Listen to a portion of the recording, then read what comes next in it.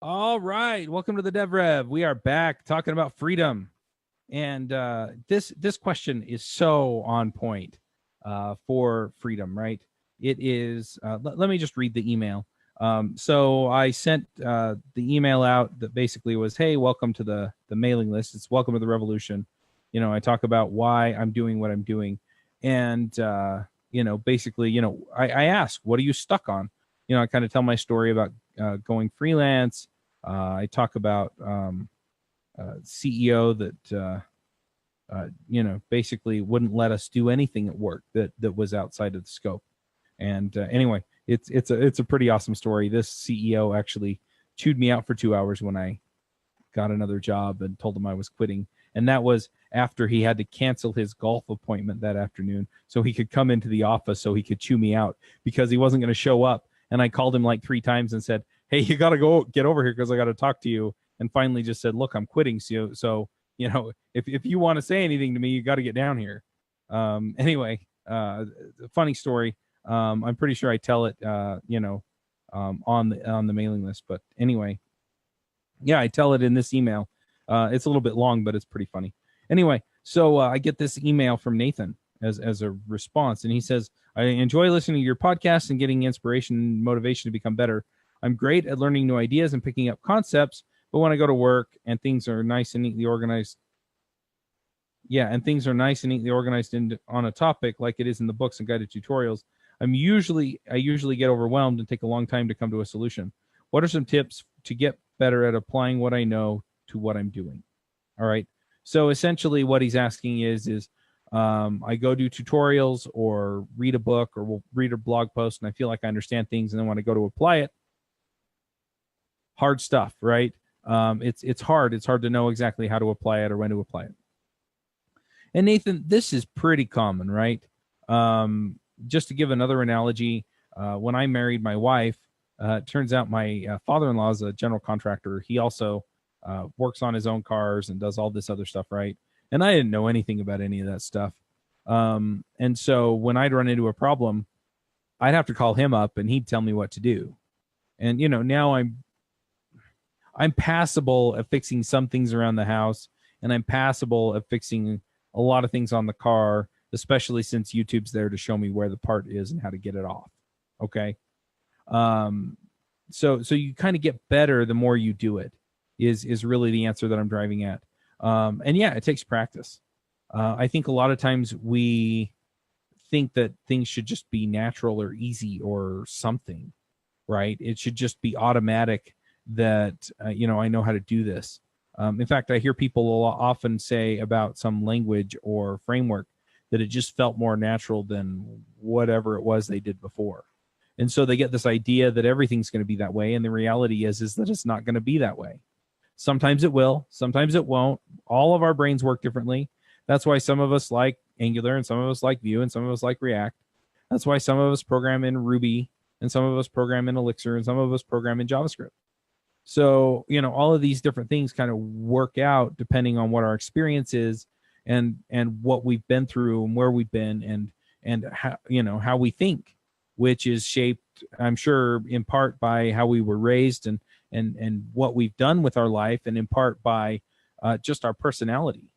And so it's not going to be automatic, and especially in cases. So and I'm just going to back up for a second. You're saying it was nice and neatly organized in the lessons, but then you get to reality and it's not as neatly organized. So you don't know if or how to apply it. And the reality is that that's absolutely the case, because what you're doing is you're taking one concept and you're trying to apply it to this complicated system. And in a lot of cases, it's really hard to see a clear path to it. I mean, I see this a lot with, just morality in politics and things like that, right? A lot of times both sides at least have a point. They don't always have necessarily both sides have a terrific point. Both sides don't necessarily always have the winning point. But usually what I find is that the reality is somewhere in between once you get into all the complexity, right? And so it's then, well, how do I apply this? And the reality is that no matter how you apply it, it's going to affect somebody in an adverse way. And it's the same thing when you get into your code. So you get into your code and you start saying, okay, I have this tool, or I have this technique, or I have this programming design pattern, or I have something else that I'm going to apply to this code, and it turns out that there's more there, or not quite what you saw in the example, and so you're going to get stuck. And generally, the answer is to get more experience. If you don't have time to get more experience, right, you've been mandated, look, you got to add this library into the system, and you've got to get this feature figured out, well, then you just stick it in, and it's just going to take some time to figure it out, and you're going to get the experience the hard way. A lot of times what I wind up doing if I'm trying to learn a new library or tool or technique or something is I'll actually go build a sample project, right, that I know that it's somewhat well suited for. And then I start playing with it and saying, okay, well, what if we were working on something that was a little bit different in this way, right? And so then I have to go refactor the code around to that. And once I figure it out, right, once I see it from a couple of different angles, once I kind of see the shape of the thing and I get a feel for how it moves and how it operates and what the APIs are and what the expected behavior is and what happens when I plug it in, then I really start to get a good idea of, okay, so this is how this works. And then once I understand how this bit operates and I understand how the whole ecosystem is that I'm trying to stick it into, then what you wind up getting to is you get to a place where you can actually say, oh, I see, I plug this in to here, and then I get the effect that I want. And if you're not doing that kind of thing, then doing it for the first time in a really complicated system is just gonna be hard. Now you can go read code, and a lot of times you can short circuit some of this process, right? Because you don't have to figure the stuff out. You can read the code and then just make sure you understand it, and sometimes that will get you part of the way there. But it's never a guarantee.